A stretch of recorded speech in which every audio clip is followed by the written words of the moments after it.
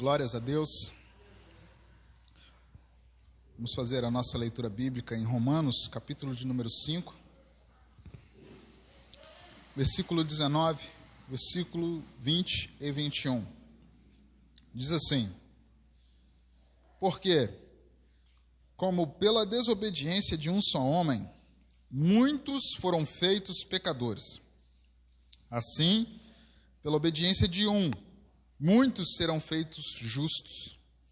Veio, porém, a lei para que a ofensa abundasse, mas, onde o pecado abundou, superabundou a graça de Deus, para que, assim como o pecado reinou na morte, também a graça reinasse pela justiça para a vida eterna, por Cristo Jesus, nosso Senhor. Grandioso e maravilhoso Deus, estamos aqui na Tua presença para, mais uma vez, aprendermos da Tua palavra. Ela nos ensina que nós somos limpos pela palavra, que a nossa fé vem pelo ouvir a palavra e a palavra de Deus. Por isso estamos aqui esta noite, para juntos, eu juntamente com os Teus servos, crescermos espiritualmente na Tua presença, através da Tua palavra. Então, Deus Santíssimo e Todo-Poderoso, capacita este Teu servo a ministrá-la. Ó Deus, que antes ela venha me purificar, que o Senhor possa perdoar os meus pecados, para que em santidade, ó Deus, e de maneira condizente com a Tua palavra eu possa ministrá-la, e os Teus servos e servas possam sair daqui edificados, Senhor Deus, pelo Teu poder e pela Tua unção.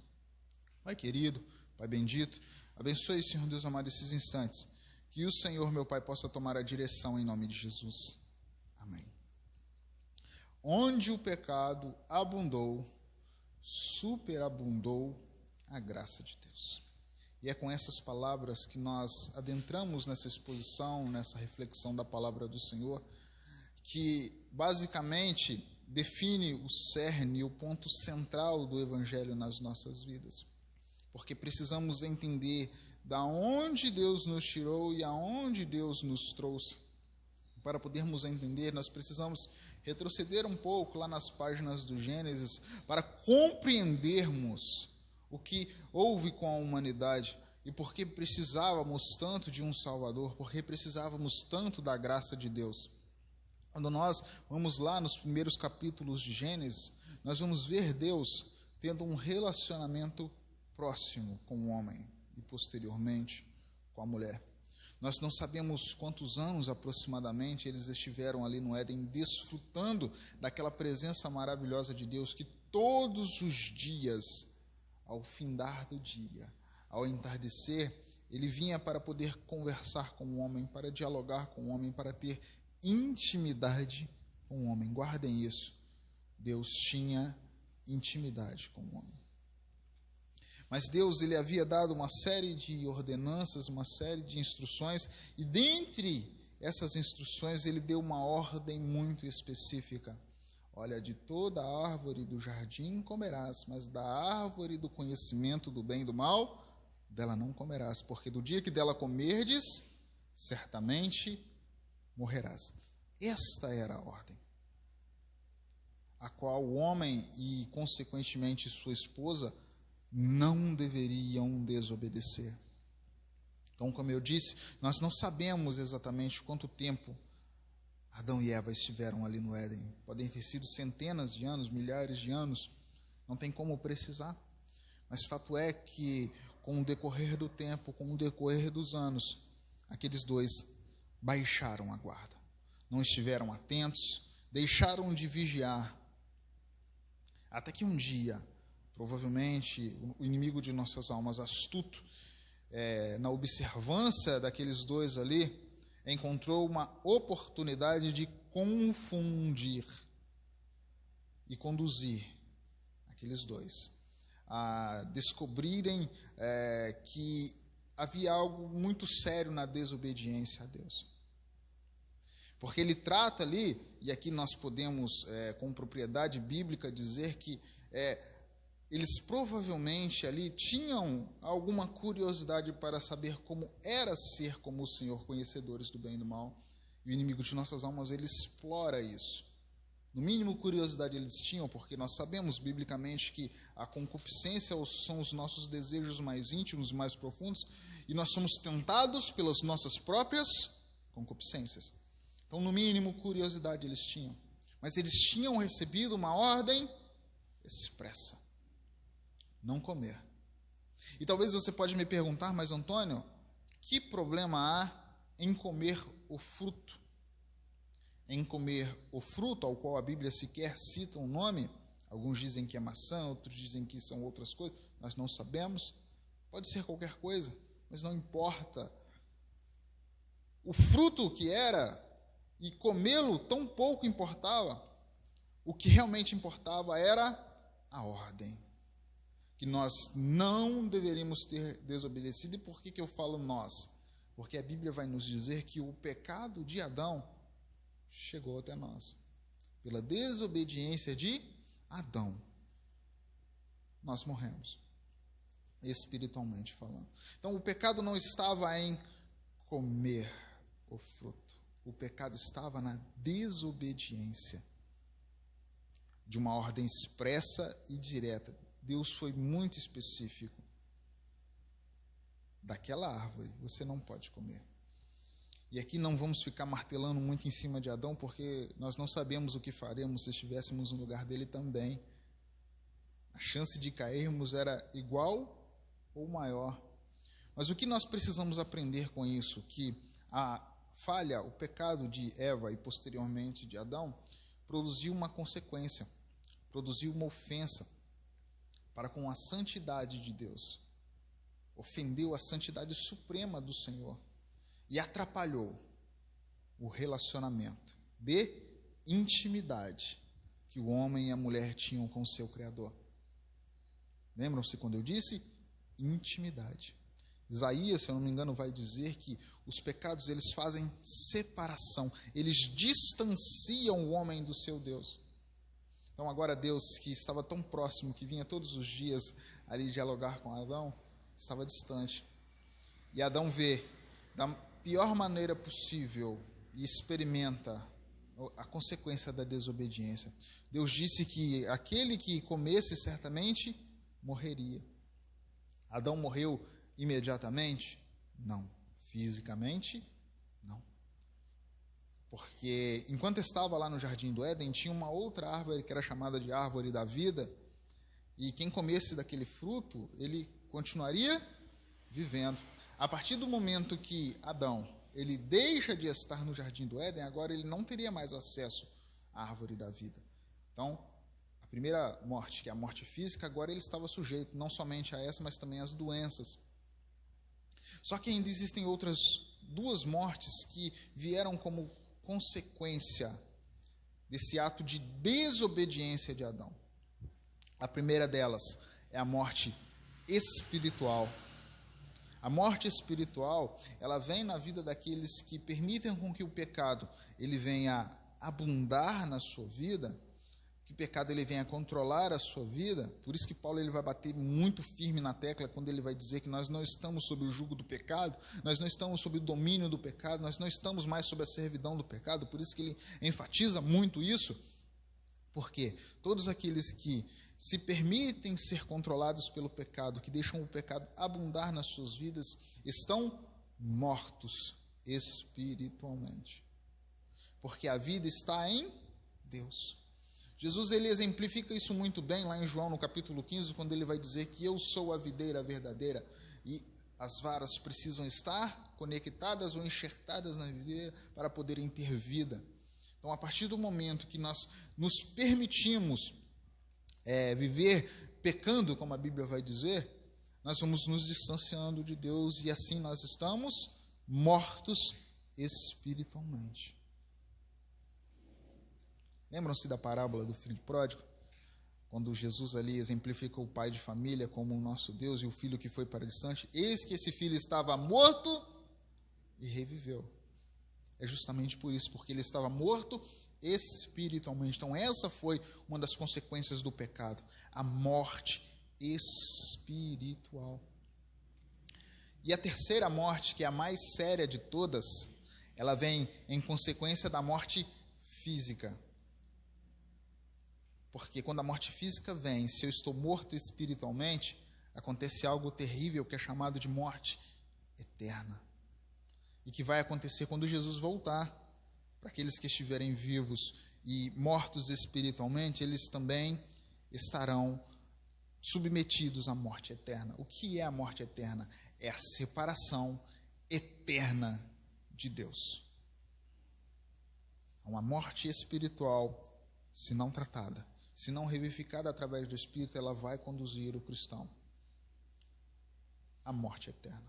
E por isso que Paulo, ele bate tanto nessa tecla, como eu disse, para nós buscarmos a direção espiritual, para não vivermos em pecado, sermos transformados continuamente.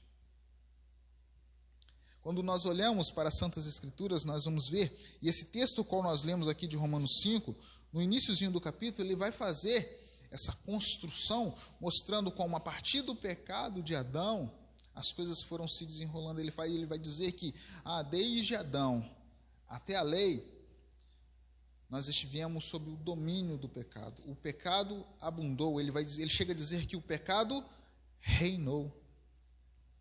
Porque todos estavam em pecados. Nós herdamos essa natureza pecaminosa de Adão. Por isso que Romanos capítulo 3 vai dizer que todos pecaram e destituídos estão da glória de Deus. Eu não estava no Éden, vocês não estavam no Éden, mas na natureza humana de Adão nós pecamos e transgredimos e herdamos essa natureza pecaminosa. E dentro do cristianismo, nós cremos dessa forma, essa natureza que nos leva a pecar. Embora os judeus lá, ortodoxos, eles entendem que a gente só peca a partir do ato falho, nós entendemos que nós pecamos porque temos essa natureza pecaminosa, e por isso precisamos submeter as nossas vidas, as nossas escolhas, as nossas ações ao crivo do Espírito Santo, porque se não submetermos a nossa vida na direção do Espírito, a gente não consegue vencer essa natureza pecaminosa. De maneira nenhuma. Então, até a lei, o pecado reinou. Aí vem a lei. Por que a lei vem? Porque até então, a gente sabia que estava em pecado, mas a gente não sabia o que precisava ser tratado, o que precisava ser melhorado. Como entrar num quarto escuro, você sabe que ali tem móveis, você sabe que ali tem mobília, você sabe que ali também tem um caminho para você passar, mas se ficar tudo escuro, você não sabe o que tem ali. Você não sabe se tem bicho, você não sabe se tem alguma coisa no chão que você pode se machucar. Então é necessário que você venha aí, acenda a luz para que você tenha um entendimento perfeito do que há naquele recinto e caminhar adequadamente. Para isso que a lei vem. A Bíblia fala que a lei veio para lançar luz sobre o pecado, para deixar o pecado em evidência, para mostrar onde estavam os nossos pecados e começa a preparar a mentalidade humana para o plano de redenção que seria cumprido em Cristo. Então nós chegamos no versículo ao qual nós lemos aqui esta noite. Ele vai dizer, porque como pela desobediência de um, muitos foram feitos pecadores. Assim, pela obediência de um, muitos serão feitos justos. E por que nós entendemos dessa forma? Como eu já disse aqui outras vezes, havia a necessidade do pagamento pela ofensa, porque o homem transgrediu contra Deus. Só que era uma dívida muito alta, a santidade era muito alta para nós alcançarmos esse patamar de santidade para pagar de igual forma. Então, embora nós tenhamos pecado em Adão, mas nós não tínhamos condições de pagar essa dívida. Mas tínhamos que ser nós. Por isso Deus, no seu infinito amor, e as pessoas lá fora não conseguem entender isso, no seu infinito amor ele se faz carne, para na condição de homem, e tão santo quanto Deus, pagar as nossas dívidas, pagar a nossa ofensa. E por isso que Paulo ele vai dizer, pela obediência de um, muitos, olha o tempo verbal, muitos serão feitos justos. Então nós construímos toda essa narrativa para nós entendermos da onde nós estávamos e aonde Deus nos trouxe por meio de Cristo Jesus. Veio, porém, a lei para que a ofensa abundasse, ficasse em evidência, mas onde o pecado abundou, superabundou a graça de Deus. Quando você fala para as pessoas que você crê em Jesus Cristo porque Ele perdoou os seus pecados, Ele morreu por você numa cruz, talvez você pode ser alvo de deboches, de zombarias, de escárnio, de incompreensão. Não faz sentido. Isso que você está falando não faz sentido algum, não consegue entrar na minha cabeça, porque as pessoas ainda não conseguem ter essa percepção de onde nós estávamos e aonde Cristo nos colocou. Porque a essência do Evangelho é transformação de vidas. Qualquer evangelho pregado que não leve, através do Espírito de Deus, a transformação de vidas, deve ser descartado. Porque o evangelho verdadeiro, através da palavra, através do Espírito Santo, ele produz essa transformação nas vidas das pessoas. Tratando. Começou com a lei e agora nós vamos para os mandamentos de Cristo, nos mostrando onde precisamos melhorar, como precisamos amar, como precisamos viver. Porque aonde reinava o pecado, agora reina Jesus.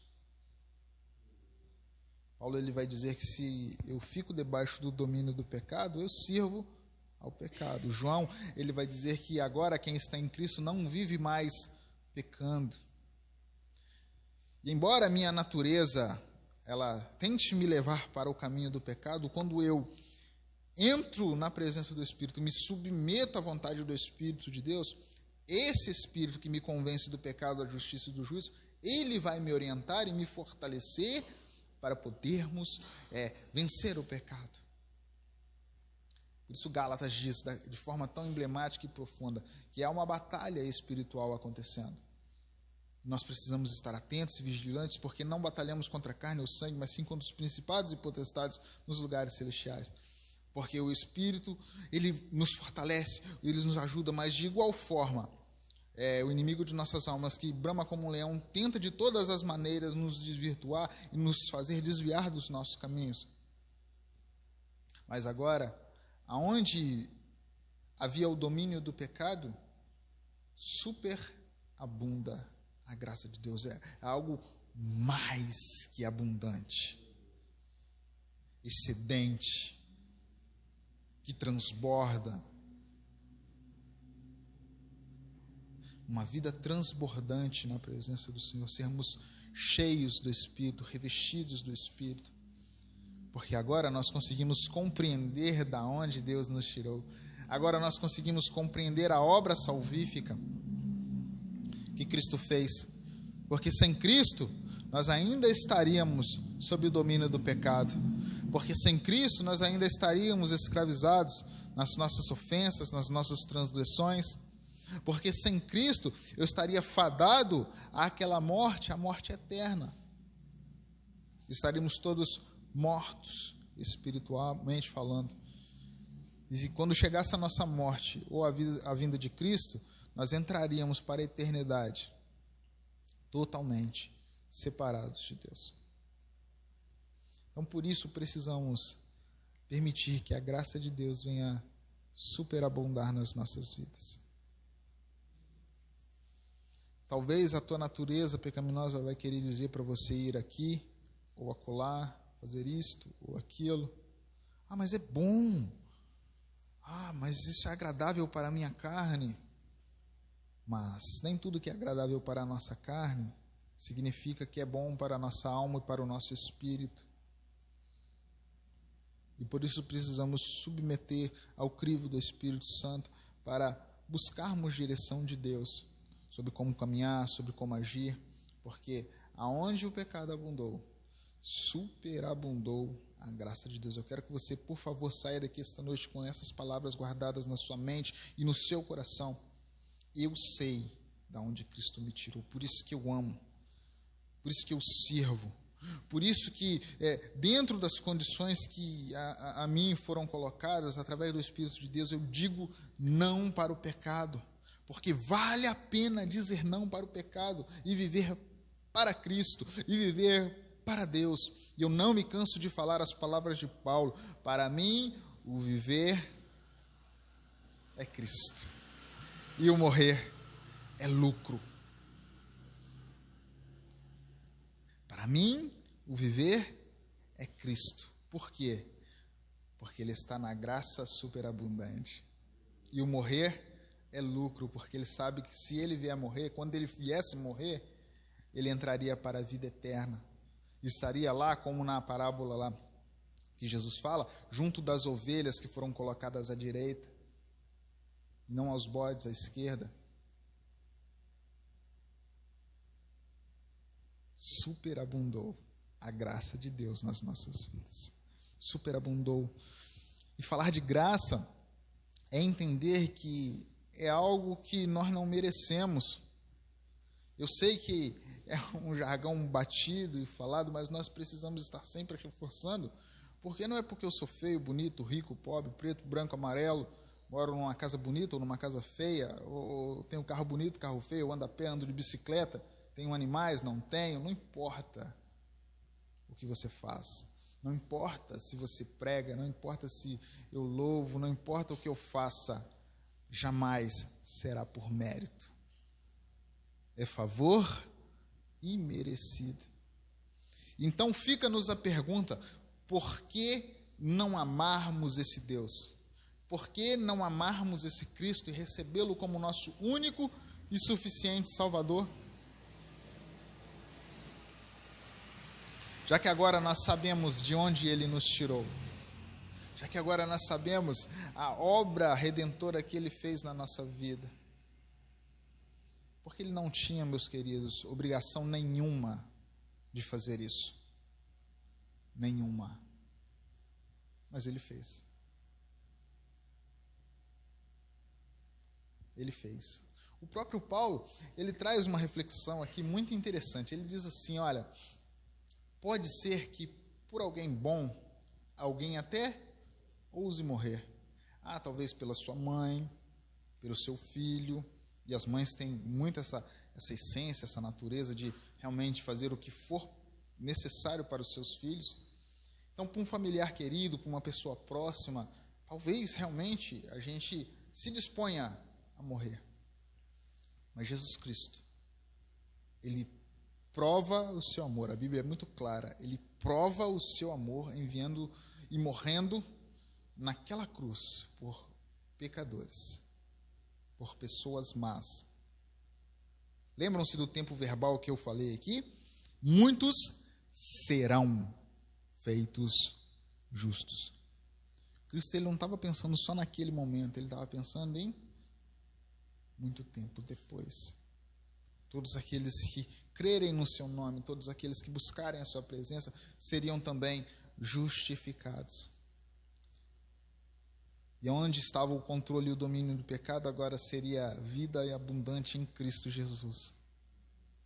É sobre isso que nós somos chamados, meus queridos, a entregar a nossa vida para o Senhor, a nos submetermos à vontade do Senhor, a pedirmos direção ao Senhor no nosso local de trabalho, em casa, com os colegas, para termos essa vida abundante. Essa novidade de vida que Paulo ele fala com todas as letras e de modo muito enfático, de modo muito contundente. Já não vivo mais eu, mas Cristo vive em mim. A vida que antes vivia na carne, agora eu vivo para a glória do Filho de Deus. Eis que nova criatura sou, porque eu sei de onde Cristo me tirou. Eu sei de onde Cristo me tirou. É interessante, vocês vão concordar comigo, certamente, ou vocês vivenciaram isso, ou conhecem alguém que vivenciou, a pessoa que experimenta o primeiro amor, o novo nascimento. Ela não se contém, e ela quer convidar todo mundo, ela quer chamar todo mundo, ela quer que todo mundo experimente aquilo que ela está experimentando. porque os seus olhos são abertos, a sua venda é tirada, e ela percebe da onde Cristo a tirou. E nós somos chamados, quando olhamos lá para a carta às igrejas do Apocalipse, olha, lembra-te do teu primeiro amor. Nós não podemos perder esse primeiro amor. Claro que sim, nós vamos amadurecer a nossa fé, nós vamos buscar formas sábias e maduras de fazer uma abordagem, mas nós não podemos perder este primeiro amor, porque quando nós não perdemos esse primeiro amor, nós temos sempre em mente e nos nossos corações, e temos muito claro da onde Cristo nos tirou. E por isso que vale a pena amar, por isso que vale a pena falar do seu amor, por isso que vale a pena falar da sua graça. Porque aonde o pecado abundou, superabundou a graça de Deus, a qual eu não mereço, a qual nós não merecemos, mas nós recebemos. Então a gente precisa, no mínimo, tentar fazer algo para valorizar isso que nós ganhamos. No mínimo. Porque foi um presente que nós não merecíamos, mas recebemos. Meus queridos, que Deus continue abençoando as vidas de vocês, em nome de Jesus, que nós possamos continuar caminhando na presença do Senhor, que nós possamos continuar entendendo a obra salvífica de Cristo feita nas nossas vidas e valorizarmos todos os dias o lugar de onde Cristo nos tirou e aonde Ele nos colocou, e orarmos para que outras pessoas também possam compreender essa obra salvífica, também possam compreender a necessidade de tomar uma decisão de viver única e exclusivamente para o Senhor e pelo Senhor. Em nome de Jesus, amém. Amém.